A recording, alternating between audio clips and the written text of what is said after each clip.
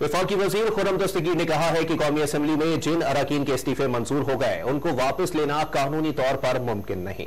जावेद लतीफ ने कहा है कि इमरान खान के दौरे हुकूमत में जब बैरून मुल्क बैठे लोगों को पाकिस्तान से मुतालिक कोई तशवीश नहीं थी तो अब ऐसा क्यों है।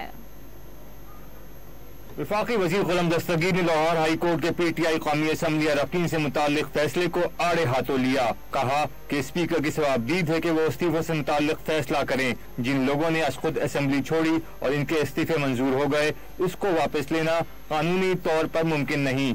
स्पीकर कौमी असम्बली ये फैसला करेंगे। वो इससे पहले भी यही फैसला कर चुके हैं, इस तरह के फैसले पहले भी आए हैं, लेकिन उनका अभी तक यही फैसला है कि जिन लोगों ने आज खुद छोड़कर गए थे उनकी अभी तक जो तमाम कानून मौजूद है, कौमी असम्बली के कवानीन हैं कि एक दफा जब इस्तीफा मंजूर हो जाए, जिन सबका हो चुका है, फिर उसको वापस लेने की कोई शिक कानून में कोई गुंजाइश मौजूद नहीं है।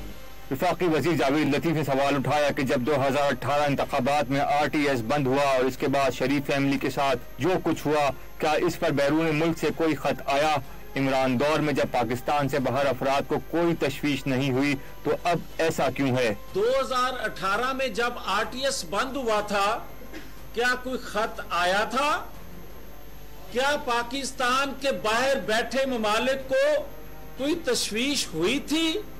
जो 4 साल रियासती इदारों को एक पेज पे करके जो कुछ अपोजिशन उस वक्त के साथ किया गया, जो नवाज शरीफ के साथ किया गया, उसकी फैमिली के साथ, उसकी जमात के साथ किया गया, कोई खत आया?